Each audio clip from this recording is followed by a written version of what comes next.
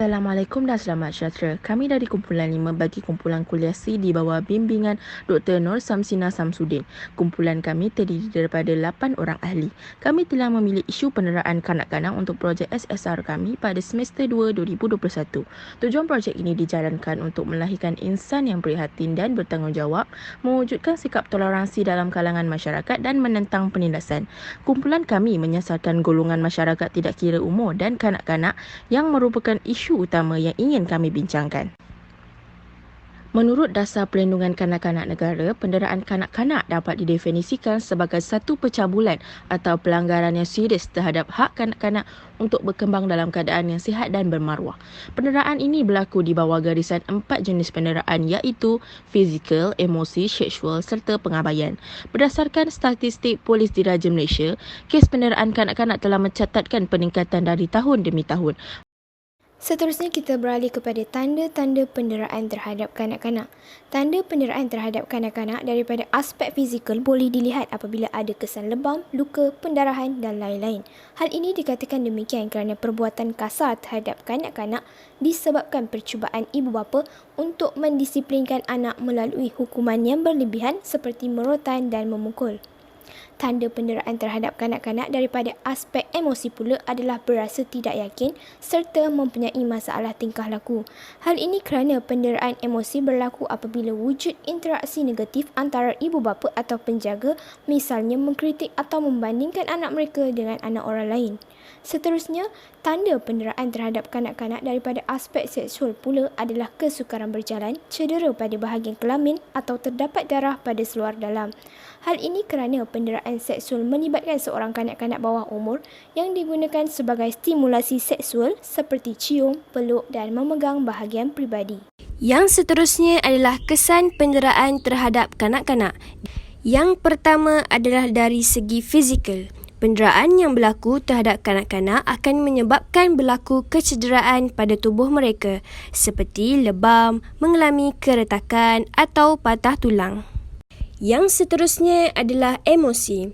Emosi kanak-kanak akan terganggu dan akan menyebabkan mereka mengalami tekanan, emosi tidak stabil serta tidak dapat berfikir dengan betul. Yang ketiga adalah tingkah laku. Apabila penderaan berlaku secara berterusan terhadap diri mereka, kanak-kanak akan mengalami masalah emosi atau tekanan jiwa sehingga menyebabkan mereka juga akan terjebak dengan kes penderaan ini apabila mereka besar nanti. Sebagai contoh, tidak mendengar kata, susah dikawal dan berani mencederakan diri serta orang lain. Yang terakhir adalah proses perkembangan. Kejadian penderaan yang sama dan berulang kali sebenarnya boleh mendatangkan kesan terhadap diri kanak-kanak dan menyebabkan otak mereka tidak aktif. Hal ini akan memberi kesan yang negatif terhadap perkembangan mereka. Sebagai contoh, mereka akan susah untuk berinteraksi dengan orang lain. Terdapat beberapa langkah dalam mengatasi penderaan, terutamanya dalam kalangan keluarga. Ibu bapa perlulah mempunyai kesedaran tentang tanggungjawab dalam membina keluarga. Sebagai contoh, dengan menghadiri kursus pendidikan keibubapaan setelah berkahwin. Hal ini bagi mendapatkan pendedahan mengenai cara mendidik anak dan melayan pasangan dengan baik. Seterusnya ialah bijak mengawal emosi. Ibu bapa juga perlulah mendapatkan khidmat bimbingan dan kaunseling. Hal ini bagi mengelakkan kanak-kanak atau pasangan menjadi tempat melepaskan tekanan. Yang kedua ialah masyarakat.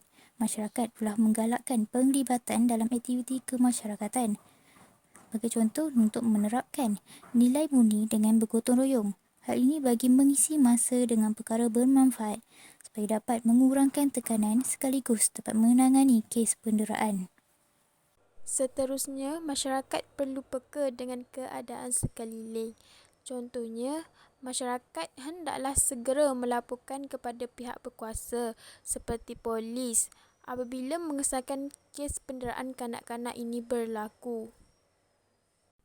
Kerajaan juga merupakan peranan penting dalam mencegah isu penderaan kanak-kanak ini. Yang pertama ialah kerajaan hendaklah menguatkuasakan undang-undang. Contohnya, pendera yang bersalah haruslah dijatuhkan hukuman yang setimpal supaya dapat menjadi peringatan kepada masyarakat bahawa penderaan ini merupakan kesalahan yang serius. Yang kedua ialah mengadakan kempen. Contohnya, mengadakan kempen keluarga bahagia untuk meningkatkan kesedaran rakyat dalam menubuhkan sebuah keluarga yang bahagia. Tidak ku minta lahir ke dunia, tidak